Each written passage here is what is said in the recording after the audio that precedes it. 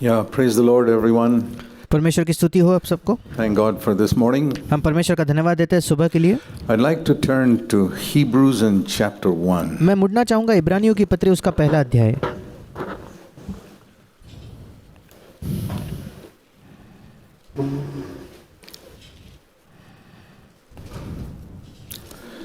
If you have been coming to this church for some time, अगर आप कुछ समय से इस कलीसिया में आ रहे हो तो you know that one of the main things we stress in this church is the new covenant. आप जानते हो कि एक मुख्य चीज़ जिस पर हम जोर देते हैं वो है नई वाचा। The word covenant means an agreement. वाचा इस शब्द का मतलब होता है करार।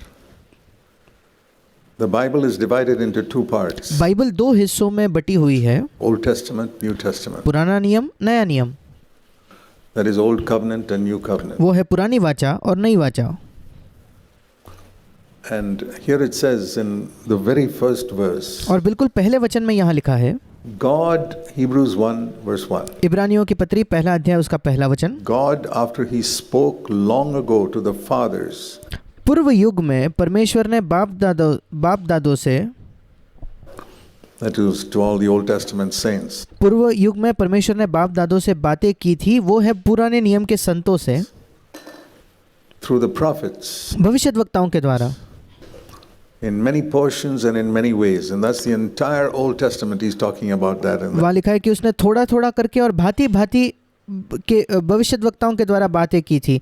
ये वो संपूर्ण पुराने नियम के विषय में बात कर रहा है। Has now in these last days spoken to us in his son.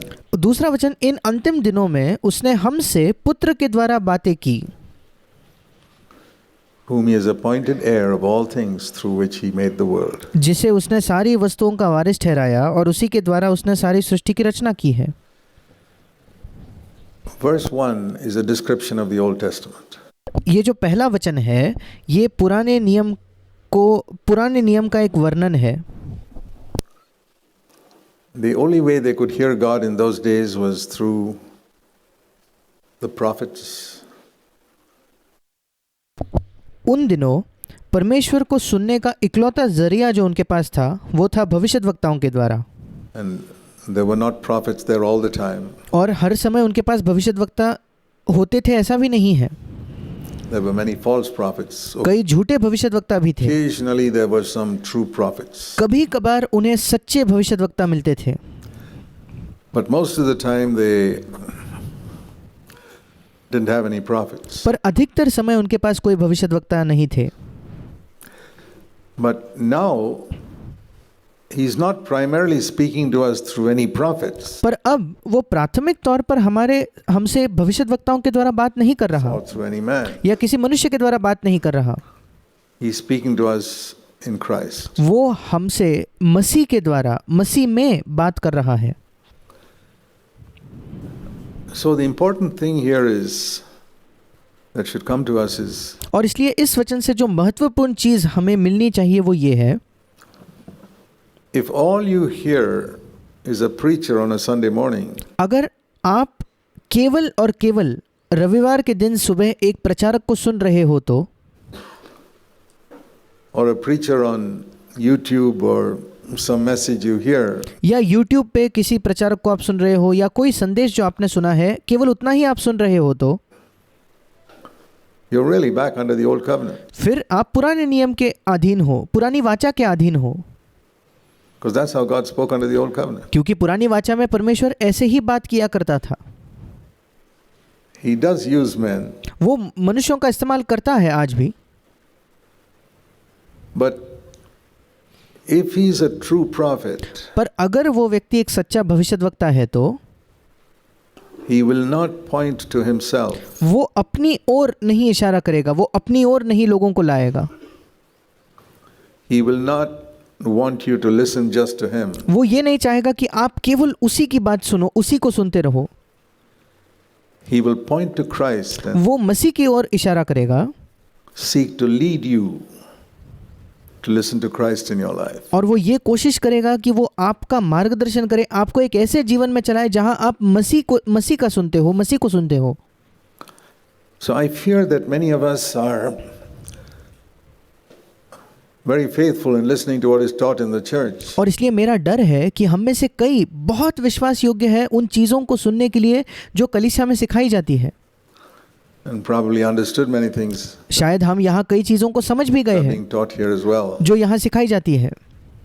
But what I want to ask you, my dear brothers and sisters, is पर मेरे प्रिय भाइयों और बहनों, जो प्रश्न मैं आपसे करना चाहता हूँ, if God is speaking through Jesus, do you hear Jesus speaking to you directly through the Holy Spirit? अगर परमेश्वर यीशु मसीह के द्वारा बात कर रहा है तो क्या आप पवित्र आत्मा के द्वारा सीधा सीधा यीशु को बात करते हुए सुन पाते हो?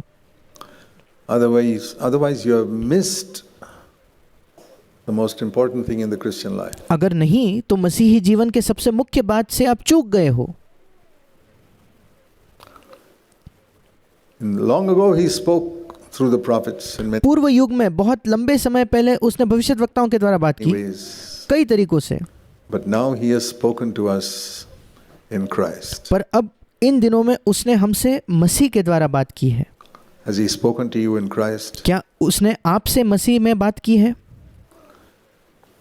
The Bible is, I think, one reason why God did not allow the Bible to be printed for 1400 years after Christ. मुझे लगता है एक कारण क्यों परमेश्वर ने बाइबल को प्रिंट नहीं होने दिया, छपने नहीं दिया यीशु मसीह के 1400 वर्षों बाद तक, is because he wanted to show that it's not through a book that we come to know God. वो कारण ये है क्योंकि वो हमें दिखाना चाहता था कि हम किसी पुस्तक के द्वारा परमेश्वर के पास नहीं आते। Bible is very important. Bible बहुत महत्वपूर्ण है।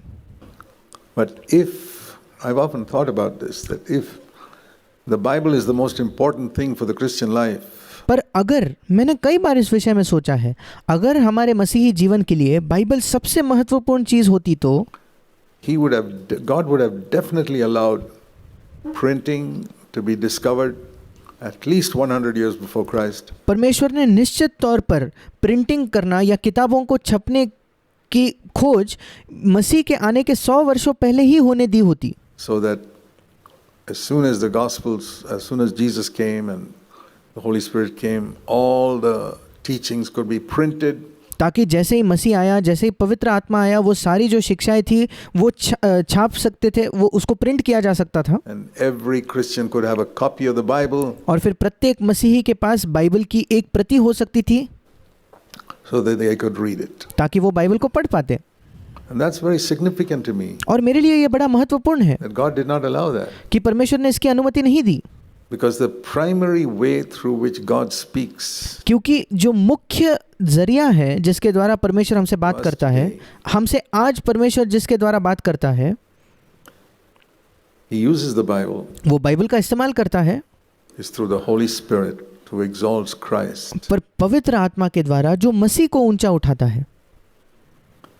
And the first thing the Holy Spirit does in our life is give us an assurance that God has accepted us. और पहली चीज जो पवित्र आत्मा हमारे जीवन में करता है वो ये है कि वो हमें एक आश्वासन देता है कि परमेश्वर ने हमें स्वीकार किया है, And that our sins are forgiven. और ये कि हमारे पाप क्षमा हुए हैं।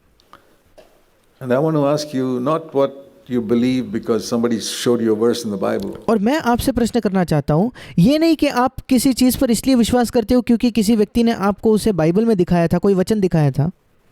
Yeah, there are verses in the Bible that we believe. हाँ, बाइबल में ऐसे वचन हैं जिन पर हम विश्वास करते God's हैं। word is given to us to have faith. परमेश्वर का वचन हमें दिया ही गया इसलिए है ताकि हमारा विश्वास हो।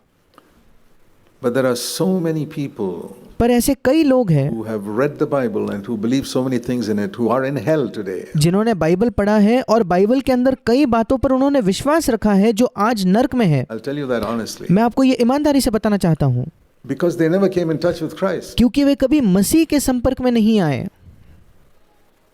They came in touch with a book. वो केवल एक किताब, एक पुस्तक के संपर्क में आए, Or they went to a church. या वो किसी कलीसिया में They गए, heard a preacher. उन्होंने एक प्रचारक को सुना। I don't want a single person sitting here listening to me today मैं नहीं चाहता कि यहाँ बैठा एक भी व्यक्ति जो आज मुझे सुन रहा है to end up in hell. कि वो उसका अंत नर्क में हो। Hell is real. I'll tell you, it's very real. नर्क ये एक वास्तविक जगह है, मैं आपको बताना चाहता हूँ, वो बिल्कुल सच्ची, बिल्कुल वास्तविक जगह है। And there are a lot of people who are going to end up there, और ऐसे कई लोग हैं जिनका अंत नर्क में होने वाला है, not because they don't know the Bible, इसलिए नहीं क्योंकि वे बाइबल को नहीं जानते, नहीं, but because they don't walk in the light. पर इसलिए क्योंकि वे ज्योति में नहीं चलते। In other words, they are not honest, दूसरे शब्दों में वे ईमानदार नहीं they हैं, are not truthful, वे सच्चे नहीं हैं, they are not humble. वे नम्र नहीं हैं। I would give you 2 bits of advice if you want to really fellowship with God and escape eternal damnation. मैं आपको 2 सलाह देना चाहता हूं, अगर आप वास्तविकता में परमेश्वर के साथ संगति करना चाहते हो तो, और अगर आप अनंत काल के लिए उस दंड से बचना चाहते हो तो। Is always be totally honest. पहली सलाह यह है कि हमेशा पूर्ण तौर पर ईमानदार और सच्चे रहे, With God परमेश्वर से and with yourself. और अपने आप से भी। That's number 1. ये पहली चीज है। When your conscience convicts you of something wrong, जब आपका विवेक आपको बताता है कि आपने कुछ गलत किया है, आपने कुछ गलत करने का वो एहसास आपको दिलाता है, don't argue with your conscience. Don't अपने विवेक के साथ बहस ना करे, justify yourself. No, but it's because of this I did it, because of that. अपने आप को सही ना ठहराए कि नहीं ये कारण था क्यों मैंने वो किया, इस कारणवश मैंने ये किया। The moment you start saying that, जिस क्षण आप ये कहना शुरू करोगे, your conscience will keep quiet. आपका विवेक चुप हो जाएगा, शांत हो जाएगा, It won't trouble you again. वो आपको फिर से तकलीफ नहीं देगा, And you have lost the most important voice that God put inside you. और आप उस सबसे महत्वपूर्ण आवाज को खो बैठे हो जिसको परमेश्वर ने आपके अंदर डाला था। You can argue with people, but don't argue with your conscience. आप लोगों से बहस कर सकते हो, पर अपने विवेक के साथ बहस ना करे। You can argue with me if you like. आप चाहे तो मेरे साथ आकर बहस कर सकते हो, वाद कर सकते हो। Of course, I won't argue back. हाँ, मैं आपके साथ बहस नहीं करूंगा, I'll just leave you to say what you want to say. मैं आपको छोड़ दूंगा, आप जो चाहे वो बोल सकते हो। But if you argue with your conscience, पर अगर आप अपने विवेक के साथ बहस करने लगे, वाद करने लगे when तो, your conscience tells you that was wrong, जब आपका विवेक आपको बताता है कि वो गलत था, the way you spoke to your wife was wrong, जिस तरीके से तुमने अपने पत्नी से बात की वो गलत था, the way you spoke to your husband was wrong, जिस तरीके से तुमने अपने पति से बात किया वो the गलत way you था, did that was wrong. जो तुमने वो किया वो गलत था, That was unrighteous. That financial transaction you वो जो आर्थिक या पैसे का लेन देन जो तुमने किया था वो बिल्कुल अधर्मी था, did in the office. जो तुमने अपने ऑफिस में किया, Signature you put to a document is a lie. जिस दस्तावेज पर तुमने अपने हस्ताक्षर किए हैं, सिग्नेचर किया है, वो झूठ था। And you argue with your conscience and say, no, but this, but because of this, because of that. पर अगर आप अपने विवेक से वाद करने लगो, बहस करने लगो और कहो नहीं, इस वजह से, इस कारण की वजह से, उस कारण की वजह से, I tell you, you have started on your pathway to hell that moment. मैं आपको बताना चाहता हूँ, उसी क्षण अपने नर्क जाने के मार्ग पर आप उस मार्ग पर आपने पहला कदम ले लिया है। And you don't have anybody, you don't blame the devil. और आपके पास और कोई नहीं है जिस पर आप दोष लगा सकते हो। आप शैतान को दोष न लगाए, Blame yourself for अपने आप को दोष लगाए, not listening to your conscience. क्योंकि आपने अपने विवेक की बात नहीं मानी। That is the first thing. ये पहली चीज है। And when God speaks to you that way, if you keep following your conscience, और जब परमेश्वर आपसे इस प्रकार से बात करता है, अगर आप अपने विवेक की बात मानते रहे, उसका अनुसरण करते रहे, तो Holy Spirit will see that you are sincerely seeking to live according to the light you have. पवित्र आत्मा इस बात को देखेगा कि आप बड़ी ईमानदारी से उस ज्योति के अनुसार जीने की कोशिश कर रहे हो, जो ज्योति आपको अब तक मिल चुकी है। He will lead you to Christ. फिर वो आपको मसीह की ओर ले जाएगा। And you'll finally be able to hear Jesus himself और आखिरकार आप स्वयं यीशु मसीह को सुन पाओगे, speaking to your heart. जो यीशु मसीह आपके हृदय से बात करते हुए आप उसे सुन पाओगे। So, to me, the most wonderful thing is not to be able to read the Bible. I've read the Bible for so many years. और मेरे लिए सबसे महत्वपूर्ण बात ये नहीं है कि मैं बाइबल पढ़ पाता हूँ, मैंने कई वर्षों से बाइबल को पढ़ा है। But every day my longing is that Jesus himself will speak to me. पर प्रतिदिन मेरी लालसा, मेरी चाहत ये है कि खुद यीशु मसीह मुझसे बात करे। I want to have a relationship with Christ like, it's like a newly married wife. मैं मसीह के साथ एक ऐसा संबंध चाहता हूँ, ये बिल्कुल वैसा है जैसे एक नई विवाहित, अभी अभी जिसका विवाह हुआ है, ऐसी कोई पत्नी हो। If she really loves her husband, every morning she wants to talk to her husband. अगर वो वाकई अपने पति से प्रेम करती है तो प्रति सुबह, हर सुबह वो अपने पति से बात करना चाहती है. And even though I've known Jesus for 64 years nearly, और यद्यपि मैंने यीशु मसीह को लगभग 64 वर्षों से मैं उसे जानता हूँ, फिर भी I'm like a newly married bride of मैं बिल्कुल एक नए विवाहित दुल्हन के समान हूँ, Christ. मसीह के दुल्हन के I want समान. to hear him every day, मैं प्रतिदिन उसे सुनना चाहता हूँ, more than anybody else. किसी भी और व्यक्ति से ज़्यादा. I say, Lord, I want you to speak to me. मैं कहता हूँ, प्रभु मैं चाहता हूँ कि तू मुझसे बात करे, Because Jesus said, man shall not live by bread alone, क्योंकि यीशु ने कहा मनुष्य केवल रोटी ही से नहीं जिएगा, but by every word that proceeds from the mouth of God. पर हर एक वचन के द्वारा जो परमेश्वर के मुख से निकलता है. Do you know that verse? क्या आप उस वचन को- No, please look at it. It's the first word that Jesus spoke in his ministry. क्या आप इस वचन को जानते हो? अगर आप नहीं जानते तो आप मेरे साथ निकालिए ये, क्योंकि ये पहले शब्द थे जो यीशु ने अपने सेवकाई के आरंभ में कहे. The very first words बिल्कुल पहले शब्द जो यीशु ने कहे. Jesus spoke, Matthew 4 मत्ती उसका 4 अध्याय, and verse 4. The very first words मत्ती 4 अध्याय 4 वचन, ये बिल्कुल उसके पहले शब्द थे that Jesus spoke in his ministry was, जो यीशु ने अपने सेवकाई में कहे. वो ये थे, man shall not live by bread alone. मनुष्य केवल रोटी ही से नहीं जीवित रहेगा. That means by food इसका मतलब वो भोजन के द्वारा जीवित नहीं or रहेगा by all his earthly needs. या उसकी सारी पृथ्वी की जरूरतों को पूरा करके वो जीवित नहीं रहेगा. If man is to live spiritually, अगर मनुष्य को जीना है, आत्मिक तौर पर जीवित रहना है, तो he has to hear every word that God speaks. उसे प्रत्येक शब्द को सुनना है जिसको परमेश्वर बोलता है. You must have a longing in your heart, my brother, sister, आपके हृदय के अंदर एक लालसा होनी चाहिए मेरे भाई मेरे बहन, to hear everything that God speaks. कि आप हर वो चीज सुनो जो परमेश्वर आपसे कहता है, परमेश्वर बोलता है. And if you read the word of God, your aim must not be just to know the Bible. और अगर आप परमेश्वर के वचन को भी पढ़ते हो, आपका लक्ष्य ये नहीं होना चाहिए कि आप केवल बाइबल को बेहतर जानना चाहते हो, God must speak to me. पर परमेश्वर ने मुझसे बात करनी चाहिए And he must lead me to Christ, and I must और उसने मुझे मसीह की ओर ले जाना have चाहिए. a personal relationship with Jesus where I can speak to him और मेरा यीशु के साथ एक व्यक्तिगत संबंध, व्यक्तिगत नाता होना चाहिए जहां मैं उससे बात करता हूं and spiritually, inwardly I see him और आत्मिक तौर पर, अंदरूनी तौर पर मैं उसे देख पाता हूं every day. प्रतिदिन.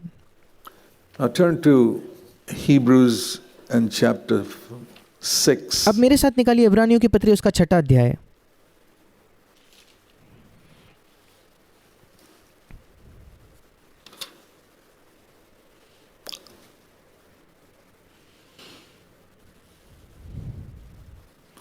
Here it speaks of a hope that we have. Hope यहाँ एक आशा के बारे में लिखा है जो हमारी आशा है. is something that relates to the future. आशा कुछ ऐसा है जिसका संबंध भविष्य से है. Faith is something that relates to the present, but hope विश्वास ऐसा कुछ है जिसका संबंध हमारे वर्तमान, हमारे आज से है, is something that relates to the future. पर आशा हमारे भविष्य के विषय में होती है. And in Hebrews 6:19 it और इब्रानियों 6:19 में says ऐसा लिखा है, we have a hope as an anchor of the soul. हमारे पास एक आशा है जो हमारे प्राण के लिए एक लंगर है. A hope sure and certain एक ऐसी आशा जो स्थिर और दृढ़ है that enters within the veil और पर्दे के भीतर तक पहुंचती है. इंग्लिश में लिखा है पर्दे के भीतर वो प्रवेश करती है. is a picture of the Old Testament temple which और पर्दे के भीतर इसका तात्पर्य है पुराने नियम के मंदिर से, the veil and God was on the other side. The जहां एक पर्दा होता था और परमेश्वर उस पर्दे के दूसरी ओर होता था presence of God was on the other side. और परमेश्वर की उपस्थिति उस पर्दे के पीछे होती थी. So when it says a hope that enters within the veil, और इसलिए जब यहाँ लिखा है कि एक आशा जो पर्दे के भीतर तक पहुंचती है, it means that I have a hope that enters into the very presence of God. उसका मतलब है कि मेरे पास एक ऐसी आशा है जो बिल्कुल परमेश्वर की उपस्थिति तक पहुंचती है. And Jesus has entered there, verse 20, as a forerunner. और यीशु ने उस परमेश्वर की उपस्थिति में या उस पर्दे के पीछे प्रवेश किया है एक अगुवे के रूप में, या इंग्लिश में जो शब्द का इस्तेमाल किया गया है, एक अग्रदूत के रूप में उसने प्रवेश किया है. Now there are many titles of Jesus that people know. अब यीशु के कई शीर्षक हैं जिनको लोग जानते हैं, And I know from my earliest Christian life, I've heard people tell me Jesus is the good shepherd. और मैं जानता हूं कि मेरे मसीही जीवन के बिल्कुल आरंभ से मैंने ये सुना था कि लोगों ने मुझे बताया था कि यीशु मसीह एक अच्छा चरवाहा है, He's the way, the truth, and the life. वो मार्ग, सत्य और जीवन है, And He's the resurrection and the life. And वो पुनरुत्थान और जीवन है। many titles of Christ like that. और मसीह के ऐसे कई शीर्षक मैं जानता था, But there's one title of Christ. For years and years in my Christian life, I never heard anyone preach on it. पर यीशु का एक शीर्षक था, एक मसीह का शीर्षक था जिसके लिए वर्षों तक मैंने कभी किसी से उस विषय में प्रचार नहीं सुना, And that was Jesus is our forerunner. और वो ये था कि यीशु मसीह हमारा अग्रगामी, हमारा अग्रदूत है। I've not read an article on that. मैंने उसके विषय में कोई लेख नहीं पढ़ा है, And most Christians do not know that title of Christ as a forerunner. अधिकतर मसीही उस शीर्षक को नहीं जानते कि वो यीशु का शीर्षक है कि यीशु हमारा अग्रदूत है। Because here, when you think of him as a shepherd, you think of him caring for us. क्योंकि जब आप सोचते हो कि यीशु मसीह हमारा चरवाहा है, आप सोचते हो कि वो हमारी देखभाल करता है, The way, the truth, and the life, he's giving us something. But मार्ग, सत्य और जीवन, इसका मतलब यीशु हमें कुछ दे रहा है। when it comes to forerunner, पर जब बात आती है कि वो हमारा अग्रदूत है, there he's shown as an example for us to follow. वहाँ हमें वो एक उदाहरण के तौर पर दिखाया गया है जिस उदाहरण का हमें अनुसरण करना है। Someone who's running a race in front of us कोई व्यक्ति जो हमारे आगे एक दौड़ को दौड़ रहा है and telling us to run behind him. और हमसे कहता है कि हमें उसके पीछे दौड़ना है। It's a very, very important title. ये एक बहुत ही महत्वपूर्ण ऐसा शीर्षक है।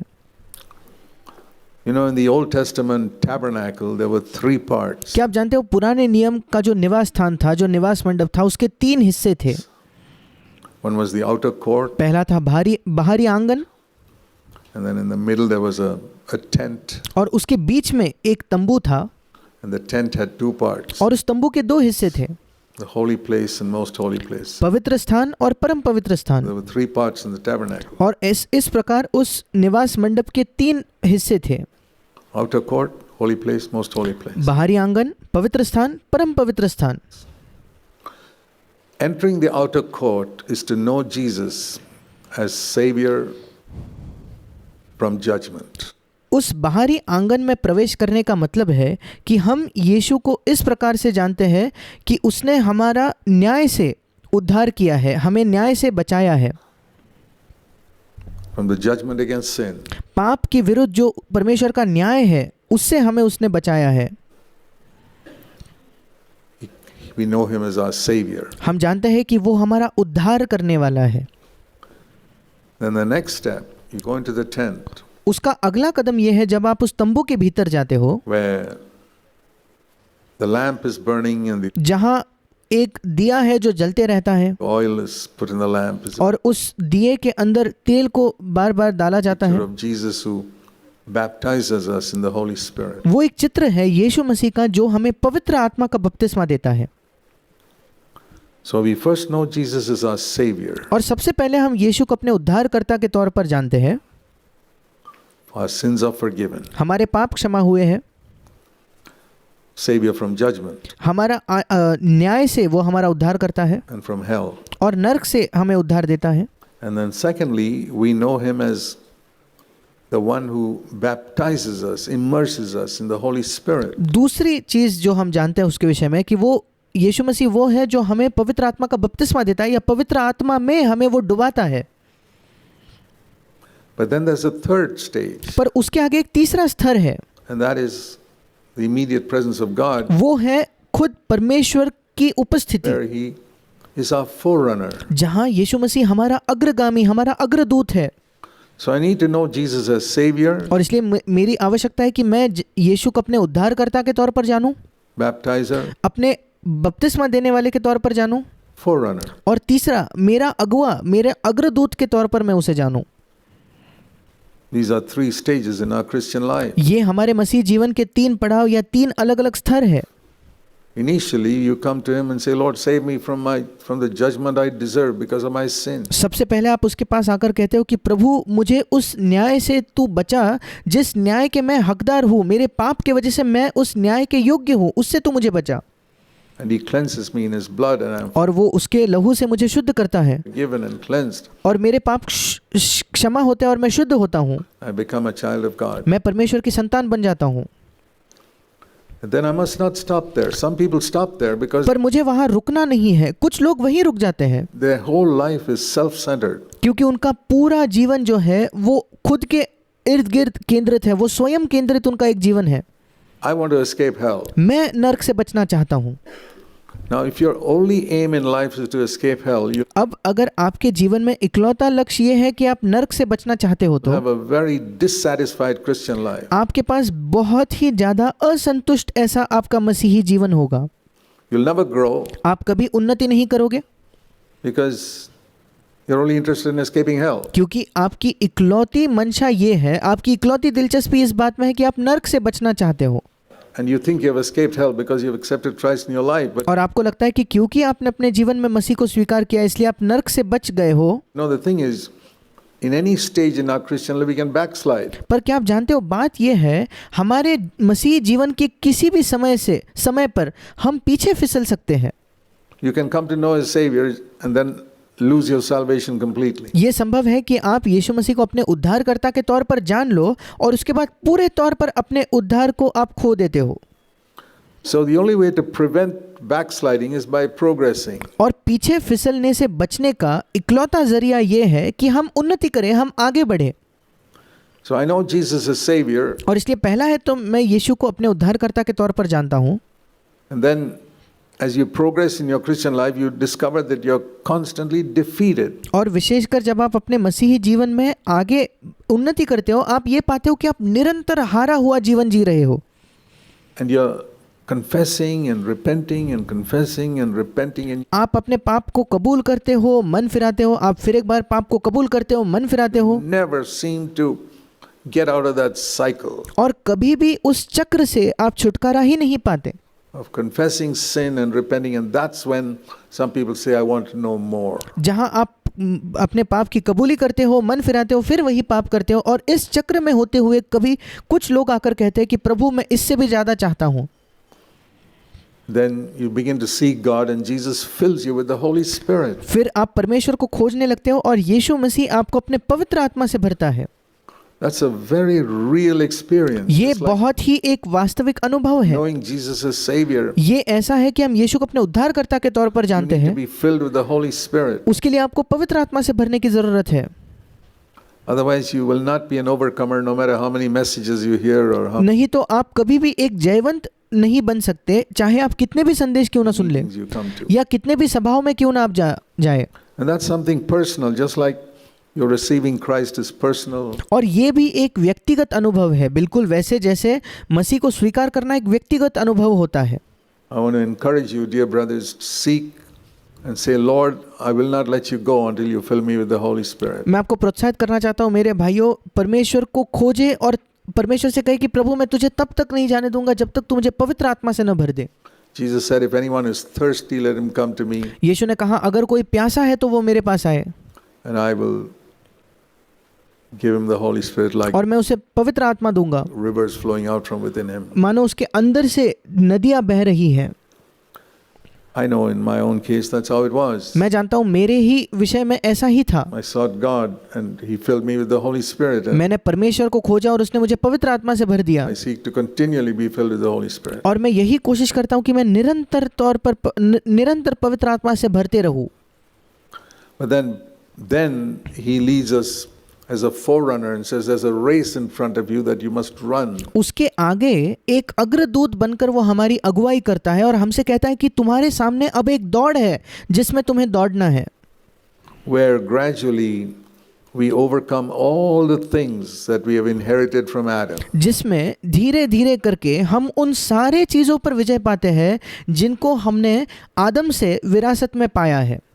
In our flesh, हमारे जो चीज़ें हमारे शरीर के अंदर है, every wretched, ungodly attitude that we have. हर वो भयानक, भक्तिहीन और बदतर जो स्वभाव हमारे अंदर है या रवैया हमारे अंदर है, वो God will give us more and more light. परमेश्वर हमें अधिक और अधिक प्रकाश देगा, ज्योति देगा उस विषय में।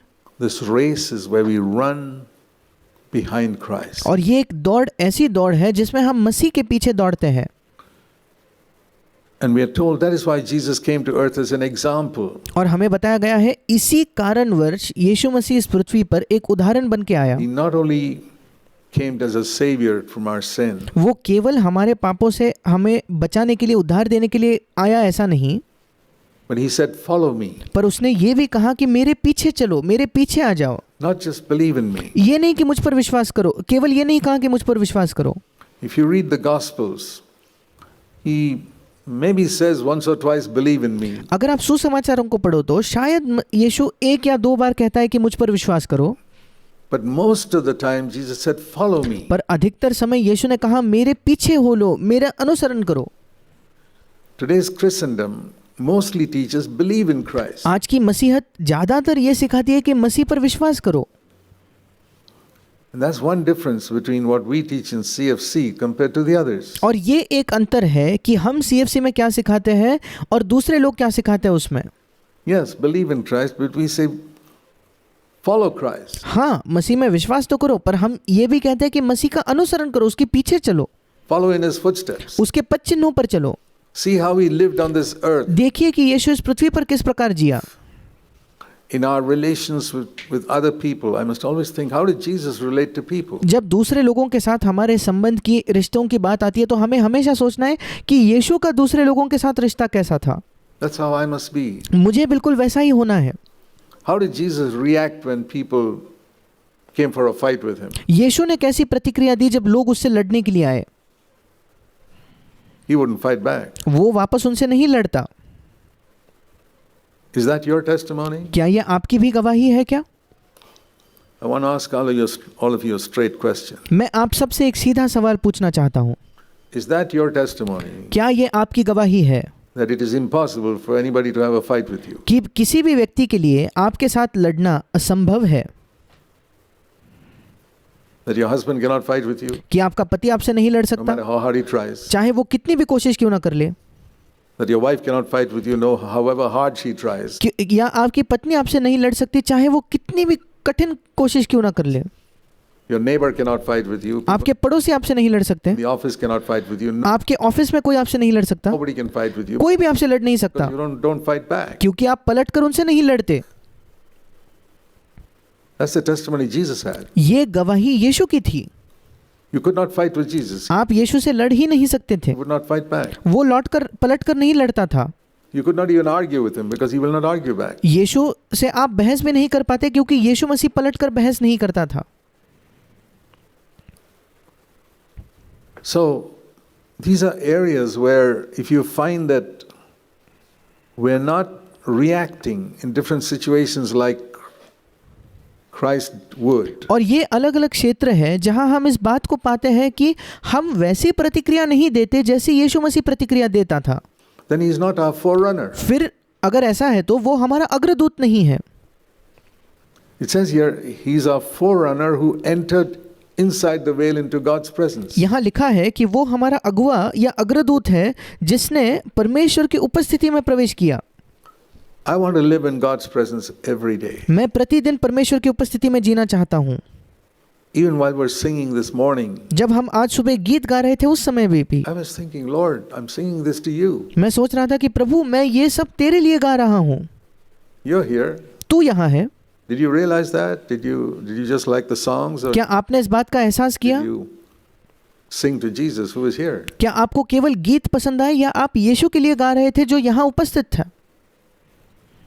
To me, the most wonderful thing is to live in the presence of God मेरे लिए सबसे अद्भुत चीज ये है कि मैं परमेश्वर की उपस्थिति में जीऊं every day, right from प्रतिदिन, morning onwards. सुबह से लेकर। To say, Lord, I want to live in your presence. I want to walk in your presence. I ये कहने के लिए कि प्रभु मैं तेरे उपस्थिति में जीना चाहता हूँ, मैं तेरे उपस्थिति में चलना चाहता हूँ। urge you, my brothers and sisters, even if you don't know much of the Bible and you can't remember many promises and verses, मैं आप सबसे विनती करना चाहता हूँ मेरे प्रिय भाई और बहनों, चाहे आप बाइबल को बहुत ज़्यादा याद नहीं कर पाते, आप बाइबल के वचनों को, उसके आज्ञाओं को, उसके अभिवचनों को नहीं याद कर पाते, फिर भी Seek to live in the presence of God. ये कोशिश करें कि आप परमेश्वर की उपस्थिति में जिए, इस बात को खोजें।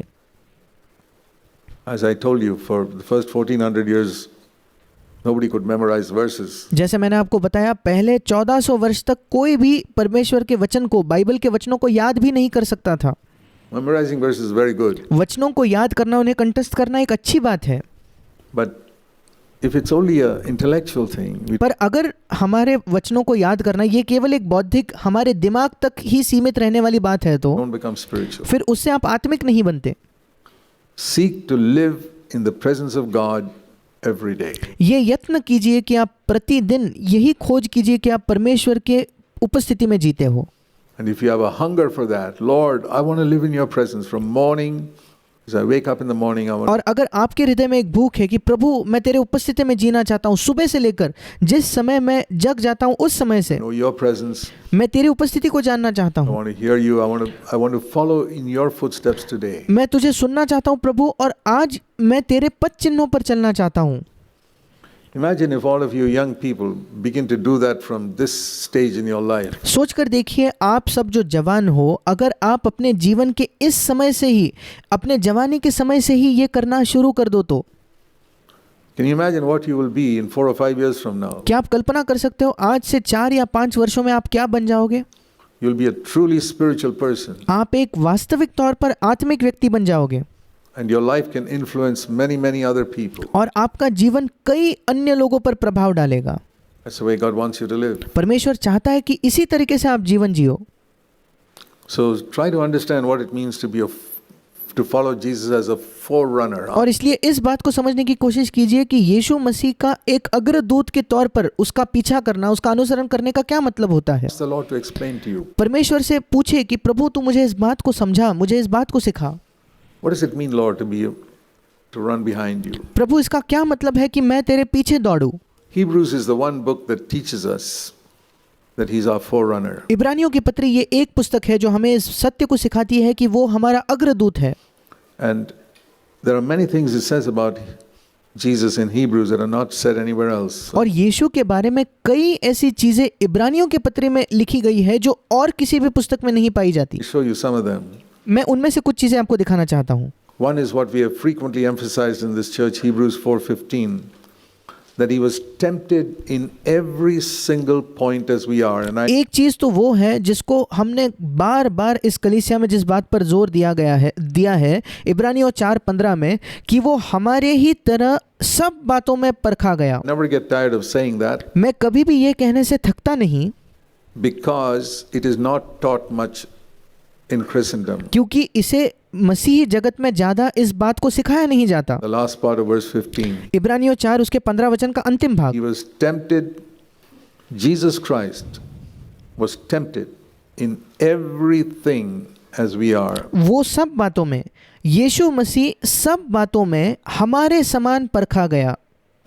Can you think of some temptation you're facing? Jesus faced that temptation. क्या आप सोच सकते हो कि आपके जीवन में कोई परीक्षा है, कोई प्रलोभन है जिसका आप सामना करते हो? यीशु मसीह ने उसी प्रलोभन का सामना किया And he overcame. और उसने विजय पाया, And he did not sin once. और उसने एक बार भी पाप नहीं किया। All his life, right up to the end of his life, he was tempted. उसके जीवन भर, उसके जीवन के अंत तक वो परखा गया, वो प्रलोभित होता गया। Why was he tempted? क्यों वो परखा गया? To be an example for us. ताकि वो हमारे लिए एक उदाहरण बन सके, That's all. बस उतना ही कारण है। Because we are tempted. क्योंकि हम परखे जाते हैं। If he came to earth and he was not tempted at all, अगर वो इस पृथ्वी पर आता और उसकी कभी परीक्षा नहीं होती, वो कभी परखा नहीं जाता, तो that means if he did not feel the pull of temptation, इसका मतलब अगर वो उस प्रलोभन के उस खिंचाव को महसूस ही नहीं कर पाता, तो he could not be an example for us. फिर वो हमारे लिए एक उदाहरण नहीं बन सकता था। I often use the example you've heard of an angel मैंने कई बार एक उदाहरण का इस्तेमाल किया है जो आपने सुना है, एक स्वर्गदूत का उदाहरण।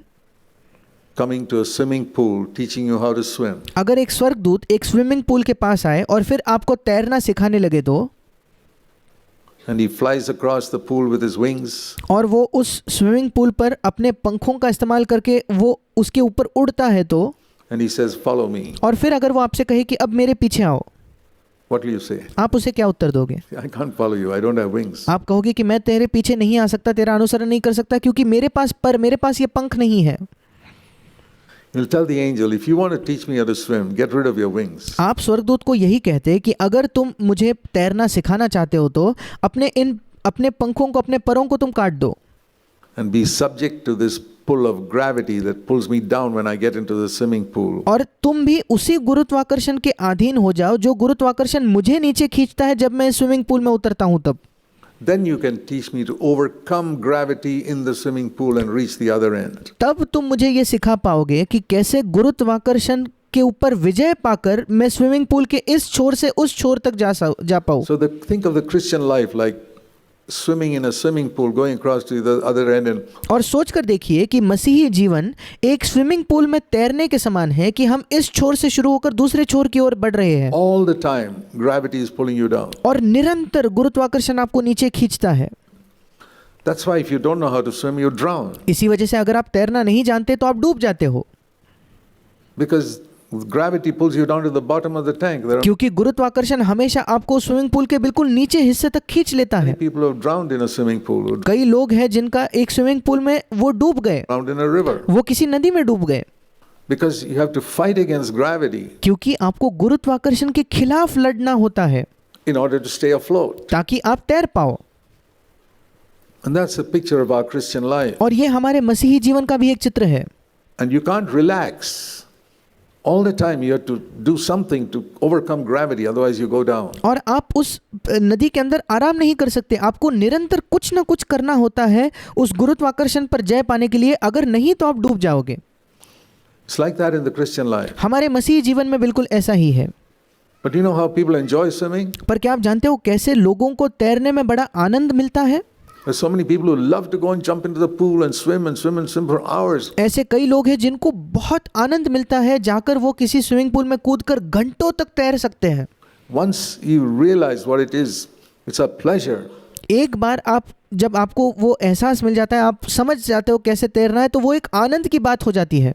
To swim, to overcome gravity and उस गुरुत्वाकर्षण पर विजय पाकर तैरना एक आनंद की बात बन जाती है।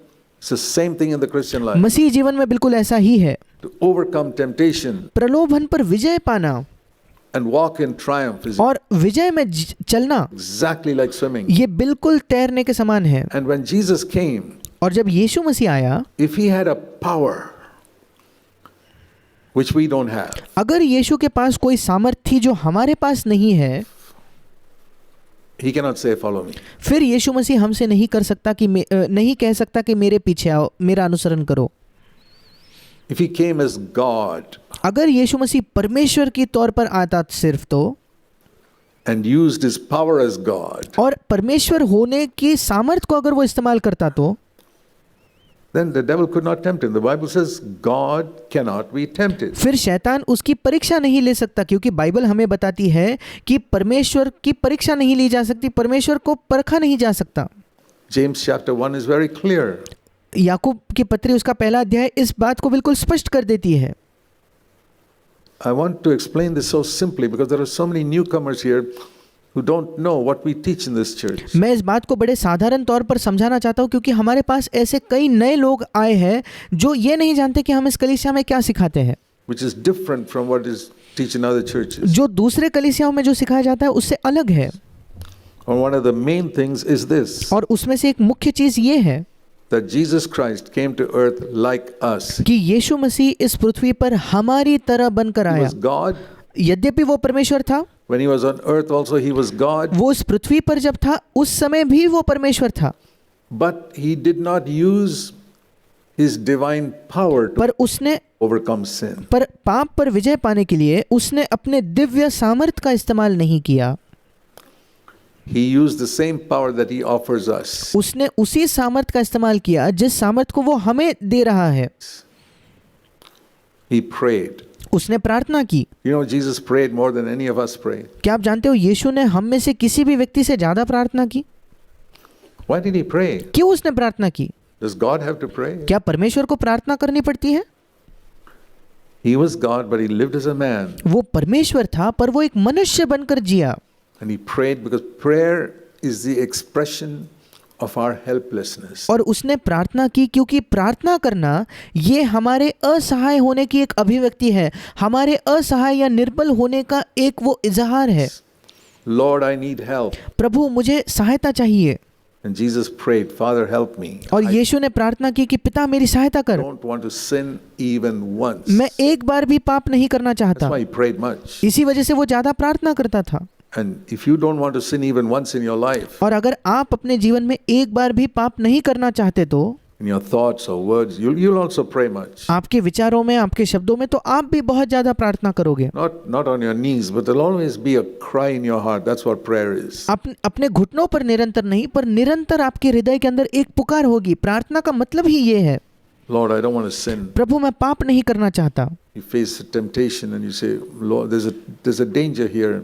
आप जब किसी प्रलोभन का सामना करते हो, आप कहते हो कि प्रभु यहाँ एक खतरा है। The way this person is speaking to me or the way this person is troubling me, there's a danger now I may sin. I don't want to sin, Lord. जिस प्रकार से ये व्यक्ति मुझसे बात कर रहा है, जिस प्रकार से ये व्यक्ति मुझसे बर्ताव कर रहा है, प्रभु संभव है कि अब मैं पाप करूं। प्रभु मैं पाप नहीं करना चाहता, Please help me. कृपया मेरी सहायता कीजिए। I want to avoid sin completely. मैं पूर्ण तौर पर पाप से दूर रहना चाहता हूँ। I don't care if he wins the argument. He can win the argument, but I don't want to sin. मुझे कोई फर्क नहीं पड़ता प्रभु, अगर वो चाहे वो बहस जीत जाए, मैं बहस को नहीं जीतना चाहता, पर मैं पाप नहीं करना चाहता। You take that attitude, or क्या आप ऐसा रवैया रखते हो, you feel, I must win this argument? या आपको लगता है कि मुझे इस बहस को जीतना ही है? I'll tell you honestly, I don't have any interest in winning any argument. मैं आपको बिल्कुल ईमानदारी से बताना चाहता हूँ, मुझे कोई दिलचस्पी नहीं है कोई बहस जीतने में। I have an interest in staying away from sin. मुझे दिलचस्पी है पाप से दूर रहने में। Winning an argument will not help me in any way. Staying कोई बहस जीतना मुझे किसी भी तौर पर वो सहायता नहीं करेगा, away from sin will bless me immensely. पर पाप से दूर रहना मुझे बहुत ज्यादा आशीषित करेगा। So I urge you, follow Jesus' example here. He और इसलिए मैं आपसे विनती करता हूँ कि इस क्षेत्र में यीशु के उदाहरण का अनुसरण कीजिए। was tempted in everything exactly as we are. वो सब बातों में हमारे समान ही परखा गया, उसकी परीक्षा हुई। Like the angel took off his wings मानो उस स्वर्गदूत ने अपने पंख निकाल दिए होते तो, and says, now I'll teach you to swim. और फिर अगर वो स्वर्गदूत हमसे कहता अब मैं तुम्हें तैरना सिखाता हूँ। That's one illustration. Another illustration that has helped me, which I've often used, is ये एक उदाहरण है। एक दूसरा उदाहरण जिसने मेरी कई बार सहायता की है और जिसका मैंने कई बार इस्तेमाल किया है, वो ये है, supposing some very wealthy billionaire from a foreign country अगर बाहरी देश से कोई बहुत ही अमीर एक करोड़पति होता came to teach people in the slums in India और वो भारत के झुग्गी झोपड़ियों में आकर वो लोगों को सिखाने की कोशिश करता how to live, earning whatever little you earn supposing a man in the slums earning 1,000 rupees a month, which is very little, and he says, I can't live with this. और कैसे बहुत ही कम पैसे में, मान लीजिए कोई झुग्गी झोपड़ी में जीने वाला एक व्यक्ति है जो वहाँ रहता है, शायद वो महीने में केवल 1,000 रुपए कमाता है, जो बहुत ही कम है। And here's this billionaire who comes here and says, I'll teach you how to live, and I'll teach you how to live very simply. और ये करोड़पति वहां से इस झुग्गी झोपड़ी में आकर कहता है, मैं तुम्हें सिखाता हूँ कैसे जीना चाहिए, 1,000 रुपए में कैसे जीना चाहिए, मैं तुम्हें सिखाऊंगा कैसे बहुत साधारण तौर पर बहुत सादगी से जीवन जी सकते हैं, And to keep your little hut clean all the time. और कैसे आप अपने छोटे से झोपड़ी को निरंतर स्वच्छ और साफ रख सकते हो। And so he comes here और इसलिए वो करोड़पति यहाँ आता है and he says, I will work like you, और वो कहता है कि मैं बिल्कुल तुम्हारे ही तरह काम करूंगा, and I will also earn 1,000 rupees a month, और मैं भी केवल 1,000 रुपया प्रति महीना ही कमाऊंगा, and I live on 1,000 rupees, और मैं केवल 1,000 रुपए के तनख्वाह पर ही जीवन जीऊंगा, and I will keep my house clean, और मैं अपने घर को साफ रखूंगा, and I'll never get into debt, और मैं कभी कर्जा नहीं लूंगा, and I'll show you how to do it. और मैं आपको सिखाऊंगा कि आप कैसे ये कर सकते हो। But he has to promise that he will not use his American credit card पर उस व्यक्ति को ये वायदा करना होगा कि वो अपने अमेरिकी जो क्रेडिट कार्ड है उसका इस्तेमाल नहीं करेगा, and draw money every now and then secretly. और वो गुप्त रीति से जाकर कभी कभार पैसा नहीं निकालेगा बैंक से, Because this poor man doesn't have that. क्योंकि इस गरीब व्यक्ति के पास कोई क्रेडिट कार्ड नहीं है जिससे वो पैसा निकाले। He says, no, I'll never use it. वो कहता है नहीं, मैं कभी इस क्रेडिट कार्ड का इस्तेमाल नहीं करता हूँ, वो करोड़पति कहेगा। Is he a billionaire? Yes. क्या वो एक करोड़पति है? हाँ। Did he use his credit card? No. क्या उसने अपने क्रेडिट कार्ड का इस्तेमाल किया? नहीं। That's how Jesus came. यीशु मसीह बिल्कुल ऐसे ही आया। Was he God क्या वो परमेश्वर था? on earth? Yes. क्या वो इस पृथ्वी पर परमेश्वर था? हाँ। Did he use his power as God? No. क्या परमेश्वर होने के उस सामर्थ को उसने इस्तेमाल किया? नहीं। Because if he did use that even once, he cannot be our example. क्योंकि अगर एक बार भी उस सामर्थ का वो इस्तेमाल कर लेता तो फिर वो हमारा उदाहरण नहीं बन सकता था। So we worship him as God. और इसलिए परमेश्वर होने के नाते हम उसकी आराधना But करते we हैं। recognize that he, in order to be our example, he did not use any of that power. पर हम इस बात को पहचानते हैं ताकि वो हमारे लिए एक उदाहरण बन सके, उसने अपने सामर्थ का थोड़ा भी इस्तेमाल नहीं किया। That's what encourages me यही बात मुझे प्रोत्साहित करती when है I'm tempted. जब मैं प्रलोभित होता हूँ, जब मैं परखा जाता हूँ। Because the devil will always tell you, Jesus, he was God. That's क्योंकि शैतान निरंतर आपको ये बात बताएगा, अच्छा यीशु वो तो परमेश्वर था, why he lived so pure. इसी वजह से यीशु मसीह बिल्कुल शुद्ध जीवन जिया, That's why he could forgive his enemies. That's इसी वजह से यीशु मसीह अपने शत्रुओं को क्षमा कर पाया, why he could do that. That's why he could be holy. इसीलिए उसने ये किया, इसीलिए वो पवित्र रहा। You'll listen to that lie, अगर आप उस झूठ को सुनते रहे तो and I'll tell you, you will be defeated by sin all of your life. मैं आपको बताना चाहता हूँ, अपने जीवन भर आप पाप से पराजित ही रहोगे। I know I was. मैं जानता हूँ क्योंकि मैं पाप से हारा हुआ था, पराजित था। Till one day God opened my eyes to see जब तक कि एक दिन परमेश्वर ने मेरी आंखें खोल दी इस बात को देखने के लिए, Jesus Christ came to earth exactly like me. यीशु मसीह इस पृथ्वी पर बिल्कुल मेरे समान आया And never once used his divine power as God और परमेश्वर होने के अपने दिव्य शक्ति का उसने एक बार भी इस्तेमाल नहीं to किया। overcome sin. पाप पर विजय पाने के लिए उस सामर्थ का उसने कभी इस्तेमाल नहीं किया। And says, follow me. और अब वो मुझसे कहता है कि मेरे पीछे आ जाओ। I cannot follow him. मैं उसका अनुसरण नहीं कर सकता। If he used his divine power as God, please. अगर वो परमेश्वर होने के अपने दिव्य सामर्थ का इस्तेमाल करता तो मैं उसका अनुसरण नहीं कर पाता। I know this is something very elementary, मैं जानता हूँ कि ये चीजें बहुत ही मूलभूत है, but I'll tell you this. If you're falling into sin, पर मैं आपको ये बात बताना चाहता हूँ, अगर आप बार बार पाप में गिरते हो तो it's because you don't believe that Jesus came like you. वो इस वजह से क्योंकि आप इस बात पर विश्वास नहीं करते कि यीशु मसीह बिल्कुल आप ही की तरह आया। That's the only reason. ये इकलौता कारण है। If Jesus came like you and he did not sin, why are you falling into sin? अगर यीशु मसीह आप ही के समान आया और उसने पाप नहीं किया, फिर आप क्यों पाप में गिरते रहते हो? You'll say, oh, but he was different. आप कहते हो नहीं, यीशु तो अलग था। All the time in the back of your mind, the devil's saying, he was different. निरंतर आपके मन में, आपके दिमाग में शैतान कहते रहता है कि यीशु अलग था। I had that thought too, but वो विचार मेरे भी मन में था, the Holy Spirit removed it from my mind. He पर पवित्र आत्मा ने उस विचार को मेरे मन से, मेरे दिमाग से निकाल was दिया। not different. वो अलग नहीं था, He was exactly like me. When the वो बिल्कुल मेरे ही जैसा था। Bible says exactly like me, in every point I believe it. जब बाइबल मुझे बताती है कि वो बिल्कुल मेरे ही तरह था सब बातों में, तो मैं उस पर विश्वास करता हूँ।